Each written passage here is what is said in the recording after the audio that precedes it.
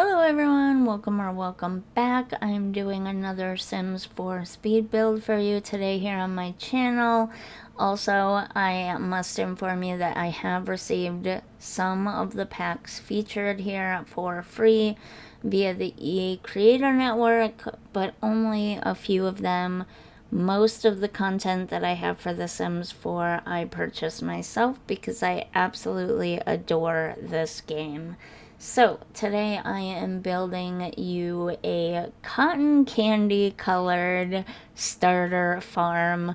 The tiny house that I built last time was like sort of inspiration, I guess. It made me want to build a farm, a small farm, not a tiny farm, but a small farm. And now that I'm thinking about it, I kind of want to do a limited pack tiny home farm for a 4-person family or a 4-sim family that might have cows. Yeah, I wonder if, I bet we could do it. I'm gonna put that on the calendar for this summer. Anyways, back to this build. So I built you a little cotton candy starter farm thing. The tiny house build that I did this last time kind of inspired me to do this. It made me want to build a full farm, is what I'm saying, but I wanted it to be a starter farm. Now, this is not a limited pack build like my last one. However, if I'm not mistaken, it doesn't use a ton of packs. Because I did not overly decorate the inside, like there's definitely not a lot of clutter or anything. It's all very basic and just the necessities. Like we're talking bare bones necessities here, because I wanted the main focus again to be the outside activities. So I included bees and a cow and a chicken coop. If I'm not mistaken, this might actually be a limited pack build now that I think about it. You might only need horse ranch, cottage living, seasons, and base game. Is that possible? I'm gonna have to check on the gallery to see.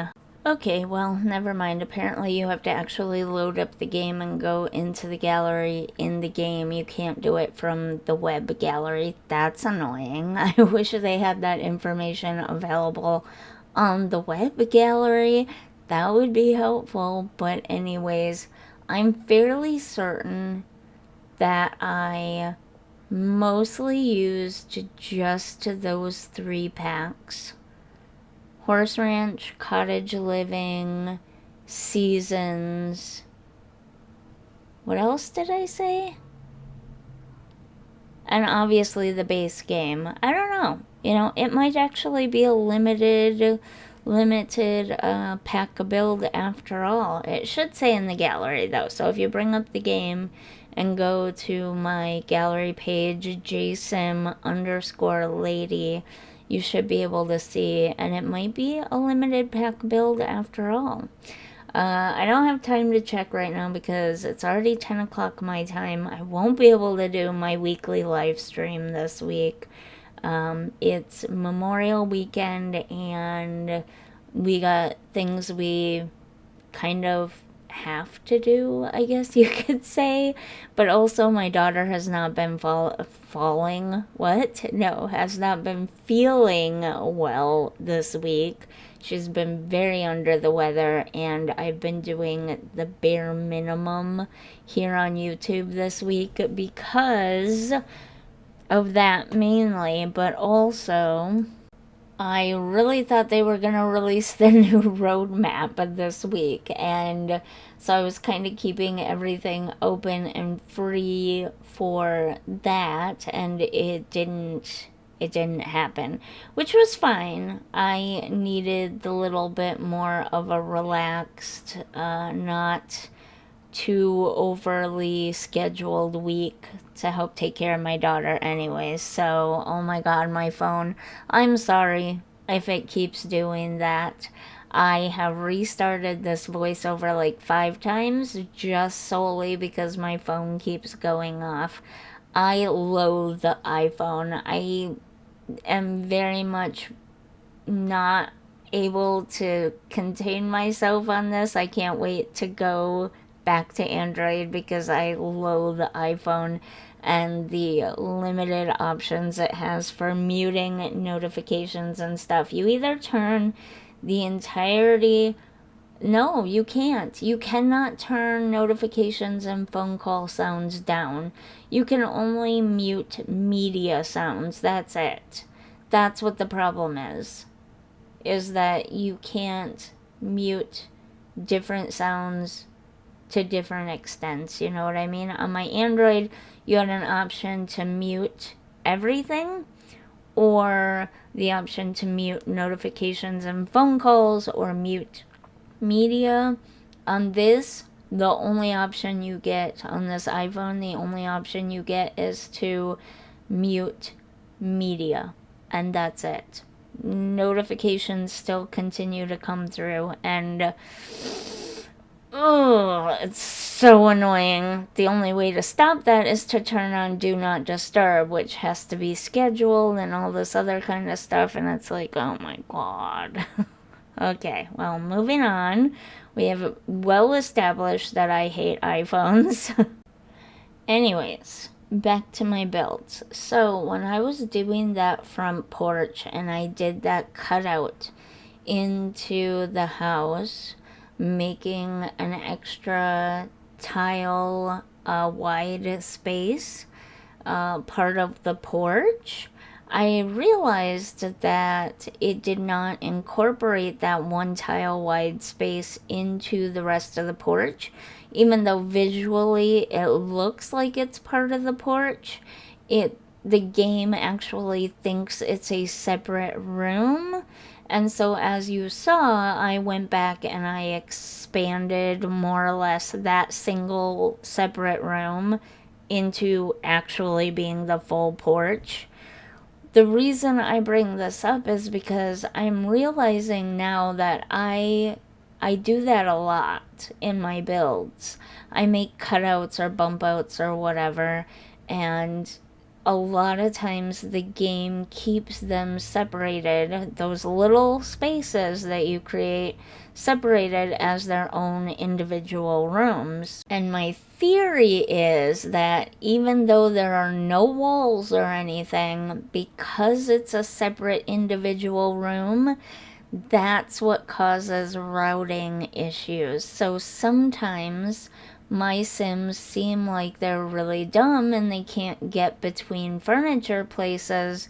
What I think is actually happening is that I've created little mini, like 1 tile or 3 tile rooms that are separating things and making the game think that there is no room to walk between the objects.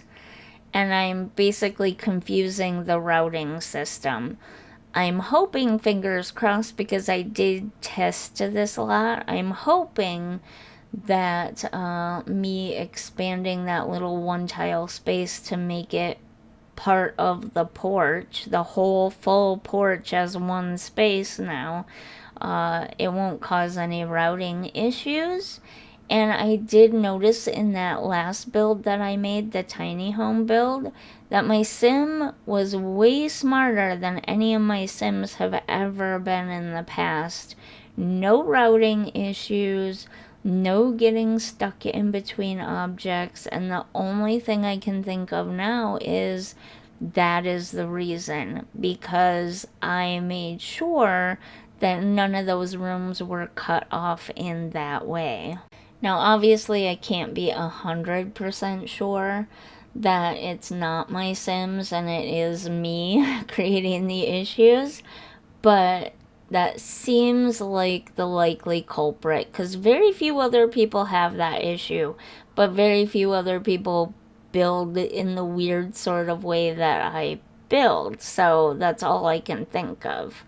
But anyways, back to the little farm here. Like I said, the inside is not very decorated. I'm done with the inside. Right now I'm focusing on the outside, but it really truly is meant to be just a basic starter home to keep your sim alive and happy enough to work on the farm. The main focus is the farm outside. I think I uploaded the version that already had a cow and some chickens. I could be wrong about that. It might not already have cows and chickens. But, I mean, it's not that hard to add the ones in that you want. I thought I tried to do that so that it would be faster and easier for you. But the garden is completely empty, and that's because if you are bringing a fresh brand new sim out of CAS into the game, they're not going to have any gardening skills. And so I wanted your sim to be able to improve their skills as they were learning about the gardening stuff and the plants and everything, so that their skills wouldn't be too low to do some of the stuff, because some gardening stuff requires a very high skill, and if your sims have all that stuff in the garden but can't do it because their skill is not high enough, then what's the point? You know what I mean? There's my phone again. Anyway, so it's kind of like, what's the point? So I left the garden blank so that your sim could build up their skill as they were building up the garden, if that makes sense. Try not to laugh as you watch me struggle to place these garden things. The truth is, I was building this on my laptop, which is on its very last legs, and the lag is unreal. In fact, at this point, I copied all of the files over to my desktop, and I finished this last little part up at the last minute because I just could not do it on my laptop anymore. It was just absolutely bad. It was bad. The lag on that poor laptop. It's mostly only a problem when I have loaded multiple games in recently, like not all at once, but like I played The Sims and then I went and played Dreamlight Valley for a while and then I went back to The Sims. Like that can really trigger the lag. Or when I'm trying to record while running a game, that can also trigger the lag. So it's annoying, to say the least. Anyways, we're pretty close to done with the speed build part, and then we can get to the walkthrough.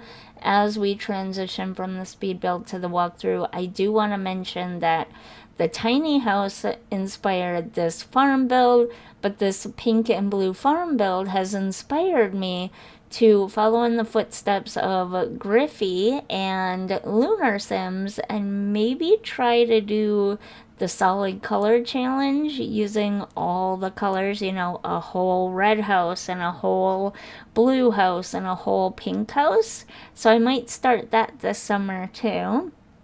And here we have the walkthrough now. Little blue spaces for the animals, and then a pink house and pink bees. There was no blue bee box, not that matched the rest of the stuff, so I decided to stay with pink for those. But it's cute, right?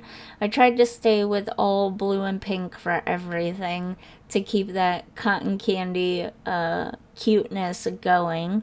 As I said, it's very, very sparse in here. Now I'm noticing that I used the Eco Lifestyle couch, but that's just one thing from Eco Lifestyle, so it's not a big deal if you don't have that. It'll either replace it with a base game couch, or you can just easily plop down a base game couch there. Same with the coffee table.